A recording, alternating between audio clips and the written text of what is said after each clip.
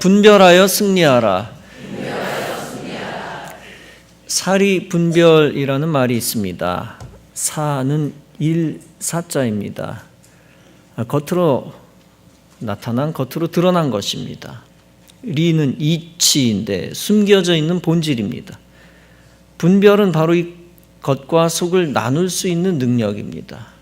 동시에 분별은 겉은 같은데 속이 다른 것을 아는 능력입니다. 이 사리 분별이 뛰어나면 인생에 있어서 무익한 손해를 보지 않습니다. 더 나아가 이를 성공적으로 수행해 성공의 열매를 맺기도 합니다. 신앙적으로 사리 분별이 뛰어나면 이단을 물리칩니다. 또한 사탄의 전략도 알아내어 물리치고 영혼들을 구원해낼 수 있습니다.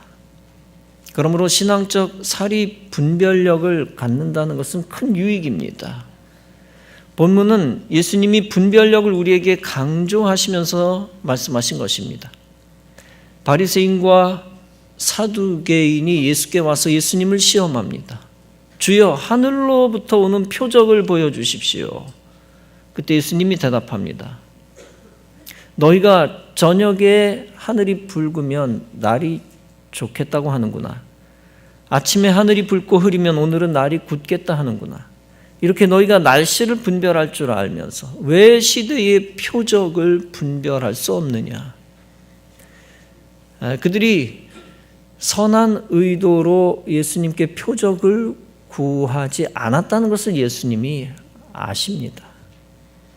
그들이 악한 의도로 표적을 구한 걸 아시고 예수님이 대답하십니다. 악하고 음란한 세대가 표적을 구하나 요나의 표적밖에는 보여줄 표적이 없느니라. 언젠가 말씀드린 바 있지만 이 대답은 두 가지 의미를 다 가지고 있습니다. 첫째, 예수님이 악한 자들에게는 즉각적으로 표적을 보여주시기를 원치 아니하신다는 것입니다. 사탄이 이 돌이 떡되게 하라라고 한다고 해서 예수님이 즉각적으로 돌을 떡되게 하시지 않습니다. 표적을 당장 보여달라 했다고 해서 예수님이 당장 그들에게 표적을 보여주시지 않는다는 것입니다. 즉각적으로 보여주는 것, 악한 자들에게 즉각적으로 증거를 보여주는 것을 원치 않으셨다. 그러나 둘째, 그렇다고 해서 예수님이 그들에게 표적을 안 보여주신 것도 아니라는 것입니다. 요나의 사건은 먼 옛날의 사건입니다.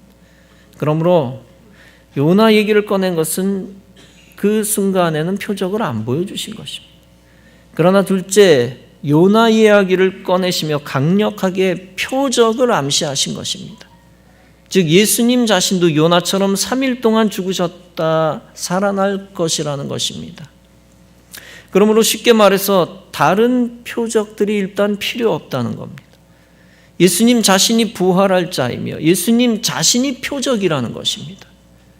시대의 표적이라는 것도 예수님이 주시는 표적들을 말합니다. 예수님이 구약의 예언을 성취했다는 증거들입니다. 그리고 그 증거를 위하여 예수님이 베푸신 기적들입니다. 이와 같이 진리를 담고 있는 성경의 예언과 예수님의 행동과 말씀만 믿으라는 것입니다.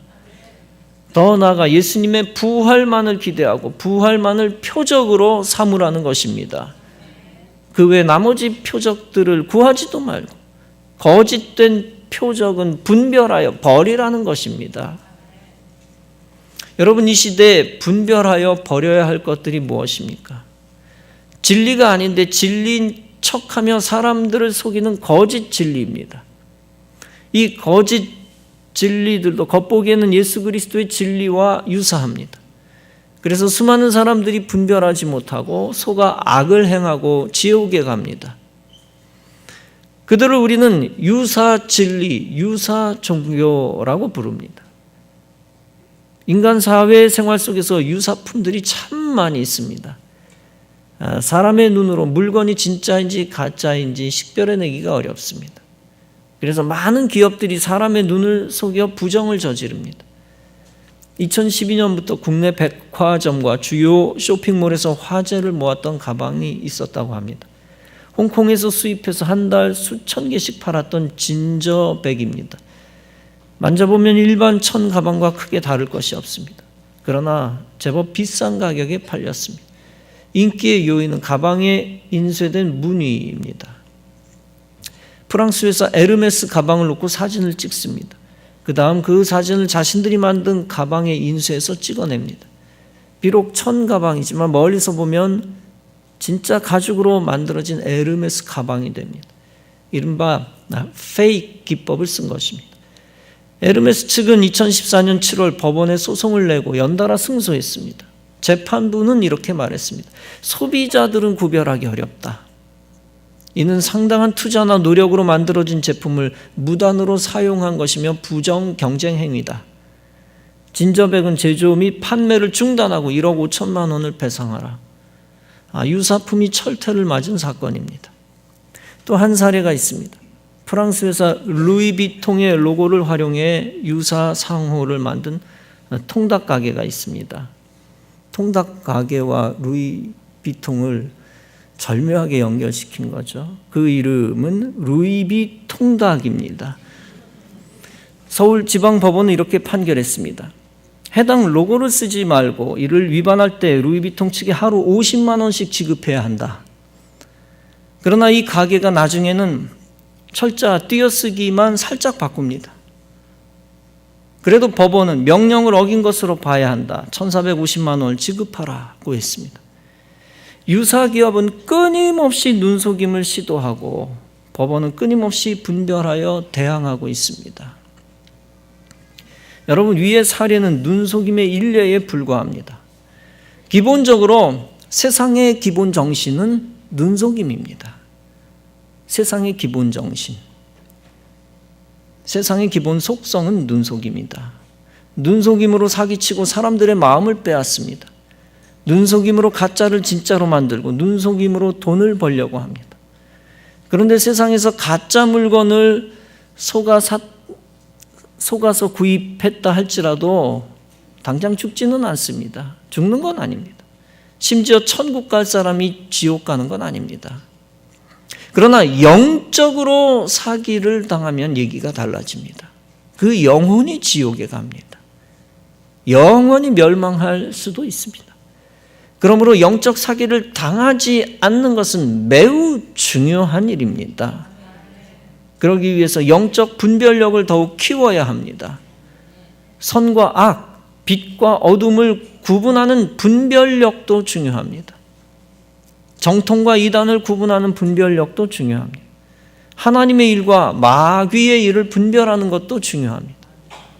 특히 악한 시대, 악한 세대 속에서 영적 분별력이 필요합니다. 본문은 시대의 표적을 분별하라고 했습니다. 다시 말해서 각 시대의 마귀의 표적과 그리스도의 표적을 구분하라는 겁니다. 그래서 마귀의 표적을 따라가다 멸망하지 말라는 겁니다. 오직 그리스도가 주신 부활 생명의 표적만을 따라가라는 것입니다. 로마서 12장은 말씀합니다. 너희는 이 세대를 본받지 말고 오직 마음을 새롭게 함으로 변화를 받아 하나님의 선하시고 기뻐하시고 온전하신 뜻이 무엇인지 분별하도록 하라. 여기서도 이 세대를 본받지 말라고 했습니다. 그리고 하나님의 선하신 뜻을 분별하라고 했습니다. 다시 말해서 이 세대의 시대 정신과 유행을 조심하라는 것입니다. 10명 중에 8명, 9명이 반기독교 사상을 가질 수 있으니 정신 차리고 조심하라는 것입니다. 세상 통치자도 민중들도 한꺼번에 마귀짓을 할 수 있으니 조심하라는 것입니다.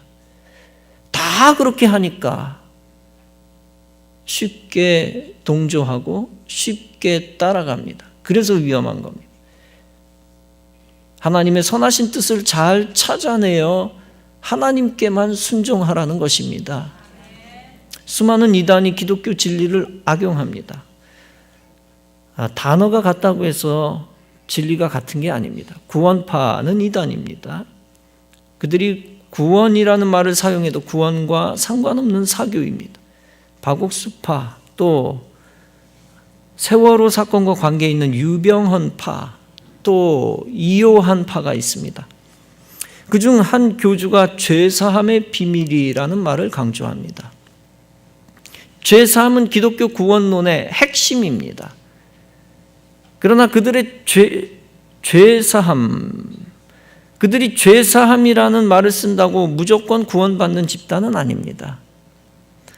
회개를 배격하는 죄사함은 거짓 죄사함입니다. 조이성의 영생교가 있습니다. 불교, 유교, 기독교를 합친 것입니다. 자기가 영생할 것처럼 말했지만 감옥 생활하다가 74세에 죽었습니다. 영생교를 따르는 자는 다 지옥에 가는 것입니다. 아무리 영생이라는 간판을 내걸어도 우리는 그들의 마귀 짓을 분별해야 합니다. 통일교는 명백한 마귀 종교입니다. 설립자 문선명이는 자신이 구세주 하나님이라고 했지만 2012년에 사망했습니다. 통일교가 주장하는 것은 참가정입니다. 핵심적인 주장이 참가정입니다. 그러나 그들은 거짓 가정이며 그것이 증명되었습니다. 문선명이 죽자마자 그의 아내 한학자라는 사람은 자신이 구세주라며 아들들을 내쫓았습니다. 완전 콩가루죠.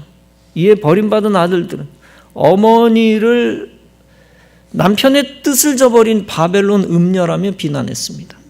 형제들 간에도 막대한 재산 때문에 치열한 싸움을 계속합니다.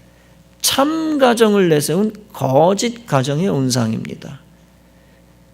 단어가 좋다고 해서 무조건 따라가면 안 되는 것이죠. 기독교의 진리는 믿음, 소망, 사랑입니다. 그런데 놀랍게 마귀는 믿음, 소망, 사랑이라는 개념을 적극 활용합니다. 이 좋은 말들을 그냥 놔두지 않습니다. 구원파의 믿음, 단순히 깨달음이죠. 마치 만취한 사람이 나는 운전하는데 아무 문제 없어 라고 자만하는 것과 비슷합니다. 혹은 마취해서 아직 덜 깬 사람이 난 고통 없어 행복해 라고 헛된 믿음 가지고 멸망으로 치닫는 것입니다. 마취 맞은 종교라고 얘기할 수가 있어요. 구원파는. 하나님을 떠나 자기 신념을 따르는 것도 거짓 믿음입니다. 잠언 14장은 말씀합니다. 지혜로운 자는 두려워하여 악을 떠나나 어리석은 자는 방자하여 스스로 믿느니라. 자기 신념, 거짓 믿음이죠.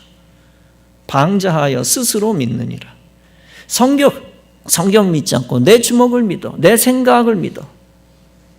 이런 헛된 믿음을 가진 사람은 믿음 없는 거짓 믿음의 사람입니다. 우리 기독교인들은 신앙적인 믿음과 인본주의적인 믿음을 구별해내야 됩니다. 힌두교, 불교에 소망이 없나요? 소망이 있어요. 헛된 소망입니다. 동물이 내세에 사람 되고 사람이 내세에 성인 된다는 겁니다. 그 운명이 빙글빙글 돈다는 것입니다. 그런 잘못된 소망을 가지고 살다가 구원받지 못하는 것입니다. 히브리서 9장은 말씀합니다. 한 번 죽는 것은 사람에게 정해진 것이요 그 후에는 심판이 있으리니 윤회 같은 것은 거짓 소망이요 오직 기독교의 소망만이 참 소망인데 부활 생명만이 참 소망인 것을 믿으시기 바랍니다. 이 시대, 이 세대는 하나님의 말씀을 버리고 거짓 사랑을 추구합니다. 믿음, 소망, 사랑. 사랑이 참 중요한데 거짓 사랑을 이제는 붙드는 거죠. 대표적인 것이 동성애입니다. 또 거짓 사랑은 근친상간이고 불륜이고 막장인생입니다. 선진국에서 그것을 인권이라고 허용했다고 한국에서도 허용할 수 있을까요? 그것은 하나님을 대적하는 가짜 인권입니다. 서구 사회에서 총기 사용과 수간, 입에도 떠올릴 수 없는 더러운 수간을 권리로 인정했으니 한국에서도 막 받아들여야 할까요? 사회적 범죄자의 권리와 종교적, 윤리적 범죄자의 권리를 강조하는 것은 마귀 역사입니다. 고린도전서 6장은 말씀합니다. 불의한 자가 하나님 나라를 유업으로 받지 못할 줄 알지 못하느냐. 미혹을 받지 말라. 음행하는 자나 우상 숭배하는 자나 간음하는 자나 탐색하는 자나 남색하는 자나 도적이나 탐욕을 부리는 자나 술 취하는 자나 모욕하는 자나 속여 빼앗는 자들은 하나님의 나라를 유업으로 받지 못하리라. 역사 속에서 근대의 중요한 기독교 사상이 있습니다. 이를테면 자유평등박애입니다. 자유평등박애. 그러나 잘 알다시피 이런 기독교적 가치관도 마귀가 얼마든지 사용합니다. 내 자유야 하면서 살인과 범법을 저지릅니다. 요즘 청부살인 미수 사건 때문에 사회가 시끄럽습니다. 정상적인 사람이 저지를 수 없는 무서운 범죄는 다 100% 마귀 역사입니다. 또 많은 사람들이 내 자유야 하면서 하나님의 말씀을 거역하고 타락합니다. 하나님 안 믿는 것도 자유, 교회 떠나는 것도 자유라고 여깁니다. 다 마귀가 자기 종으로 만들기 위해 거짓 자유 사상을 불어넣어 주는 것입니다. 자유라는 단어 가지고 무조건 좋다고 흥분하지 마십시오. 잠언 29장은 말씀합니다. 묵시가 없으면 백성이 방자히 행하거니와 율법을 지키는 자는 복이 있느니라. 즉 하나님이 주신 계시를 모르면 모든 인간이 멸망하는 자유를 택한다는 것입니다. 자유를 빙자하여 자기 마음대로 죽고 자살하는 것은 마귀에게 속한 행위입니다. 오직 자유는 진리를 가진 사람만이 누릴 자격이 있습니다. 그래서 예수님이 요한복음 8장에서 말씀합니다. 진리를 알지니 진리가 너희를 자유케 하리라. 예수님 안에 있는 자만이 자유를 알고 자유의 기쁨을 누립니다. 그리고 하나님의 명령과 계명과 말씀 안에서 자유를 누립니다. 평등도 기독교적인 평등이 있는가 하면 마귀적인 평등이 있습니다. 하나님은 인생을 평등하게 만드셨습니다. 빈부 귀천에 상관없이 예수 믿으면 구원받게 하셨습니다. 하나님의 형상이 Image of God, 모든 사람들에게 동등하게 들어갔다는 차원에서 평등합니다. 그런데 기독교의 평등은 청지기적 평등입니다. 모든 사람이 하나님으로부터 선하게 쓰임받을 수 있는 기회가 있다는 차원에서 평등입니다. 그러나 분명한 것은 달란트는 각각 다릅니다. 그 달란트를 잘 사용하는 사람에게 하나님은 달란트를 더 주셨습니다. 더 나아가 하나님은 달란트를 빼앗기도 하셨습니다. 하나님의 뜻대로 달란트를 사용하지 않은 무익한 종, 악한 종의 경우입니다. 오늘날 공산주의는 가짜 평등으로 모든 사람을 똑같이 가난한 자로 만들었습니다. 왜 가짜 평등이냐 하면 처음 표방할 때는 지상천국을 말하기 때문입니다. 모든 사람이 다 똑같이 잘 살게 해주겠다고 거짓말을 하기 때문입니다. 그러나 가짜 평등은 모든 사람을 똑같이 거지로 만들 수밖에 없습니다. 성평등주의자들의 평등도 거짓 평등입니다. 국가기관인 가족부는 양성평등주의를 최근에 성평등주의로 살짝 바꿨습니다. 단순히 남녀 평등에서 남녀 구분을 없애고 남녀 개념을 모호하게 만드는 것입니다. 그것은 동성애자들을 옹호하는 전략이 어느 정도 들어 있습니다. 특별히 기독교적 절대적 가치를 무너뜨리는 거짓 평등입니다. 여러분, 하나님은 질서의 하나님이십니다. 성부, 성자, 성령님은 삼위일체 본질이 같지만 질서상으로 위계가 있습니다. 그리고 자연 위에 인생을 놓으시고 인생 위에 하나님이 계시게 영적 질서의 시스템을 구축하셨습니다. 빌립보서 2장은 말씀합니다.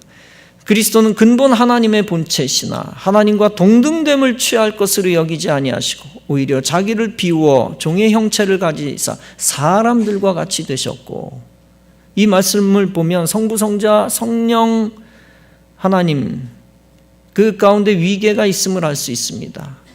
그런데 동시에 그리스도께서 친히 천하고 죽을 수밖에 없는 우리 인생에게까지 내려오셔서 낮아지셨습니다. 우리 인생처럼 되셨습니다. 하나님 자신의 성육신, 자기 비움 자체가 엄청난 평등사상의 뿌리가 됩니다. 그렇지 않겠어요? 그 모티브가 거기서 시작되지 않겠습니까? 어마어마한 평등사상. 하나님도 낮아지셨는데 우리도 당연히 겸손하게 낮아져야 한다는 것입니다. 그런 차원에서 인디아의 카스트 제도를 기독교는 배격합니다. 노예 제도도 궁극적으로 기독교 평등 정신에 맞지 않습니다. 존 웨슬리 목사님도 노예 제도를 강력하게 반대하셨습니다. 복음 전파는 기독교 평등 정신을 확장시켰습니다. 실제 구한말에 복음이 들어오니까 종이었던 사람이 목회자가 되었고 주인이었던 사람이 평신도가 되어 기쁘게 신앙생활하는 모습을 우리는 역사 속에서 보게 됩니다. 그런데 문제는 주님의 낮아지심을 인간이 악용한다는 것입니다.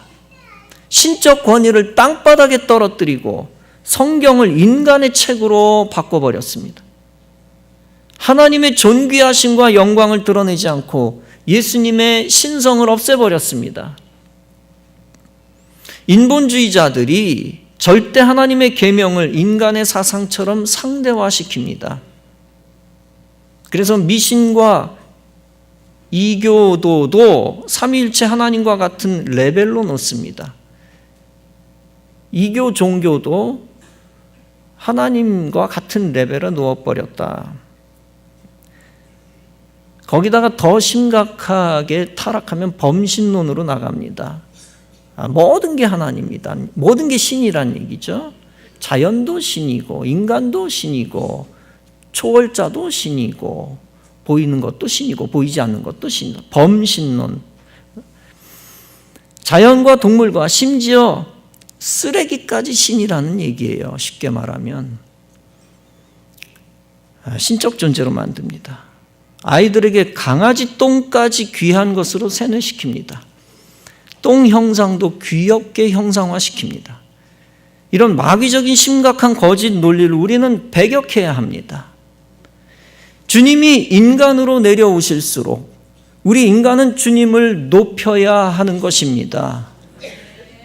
주님이 낮아지시고 낮아지셔서 우리의 제물이 되어 주실수록 우리는 더욱 주님을 위해 죽을 수 있어야 하는 것입니다. 그리고 주님의 사랑으로 사람을 위해 죽을 수도 있어야 하는 것입니다.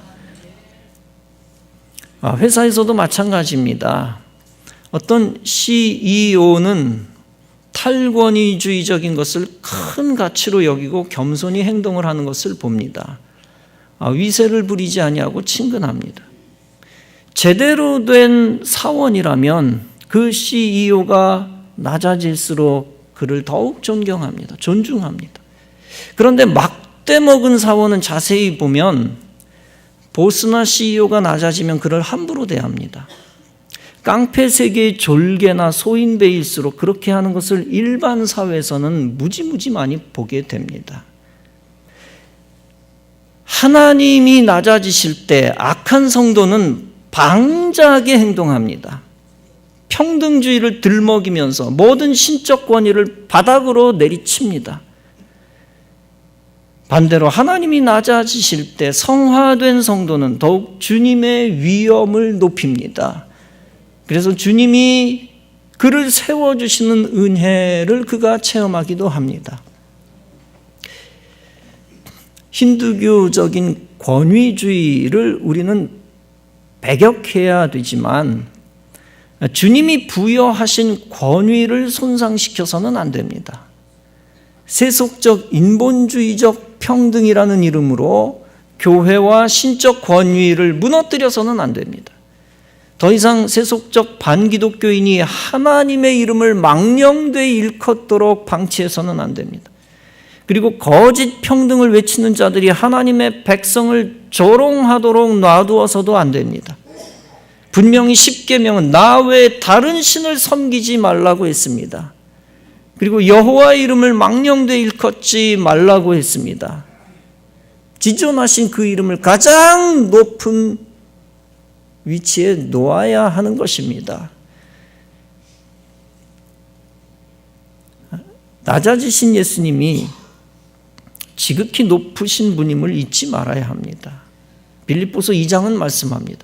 하나님이 그를 지극히 높여 모든 이름 위에 뛰어난 이름을 주사 하늘에 있는 자들과 땅에 있는 자들과 땅 아래에 있는 자들로 모든 무릎을 예수의 이름에 꿇게 하시고 모든 입으로 예수 그리스도를 주라 시인하여 하나님 아버지께 영광을 돌리게 하셨느니라. 그러므로 말세의 성도는 거짓 평등주의를 배격해야 합니다. 범신론 사상을 배격해야 하는 것입니다. 거짓 평등 정치 사상도 배격해야 되는 것입니다. 빌립보서 2장은 말씀합니다. 자기를 비워 종의 형체를 가지사 사람들과 같이 되셨고 사람의 모양으로 나타나사 자기를 낮추시고 죽기까지 복종하셨으니 곧 십자가에 죽으심이라. 그러므로 우리가 참 성도, 지혜로운 성도, 의로운 성도가 되려면 어떻게 해야 합니까? 그리스도의 심장을 품고 죽기까지 충성하며 희생하며 십자가를 지는 참 평등주의를 붙들어야 하는 것입니다. 사랑하는 성도 여러분, 세상은 기독교적 가치를 계속 악용하며 심지어 하나님 주신 평화도 가짜로 둔갑시킵니다. 마귀와 마귀의 사람에게 굴복하게 하면서 기독교를 말살하는 가짜 평화입니다. 이 나라가 지금 추진하고 있는 거짓 평화에 동조하여 악의 도구로 쓰임받아서는 절대 안 됩니다. 오직 주님이 사용하시고자 하는 교회에 속한 자가 되어 거짓 평화와 싸워 나라와 교회를 살리고 영혼 구원하는 자가 되어야 하는 것입니다. 말세의 영적 분별력을 키우고 주님께 순종하여 주님의 뜻을 이루는 선한 도구, 축복의 도구가 다 되어지시기를 주님의 이름으로 축원합니다.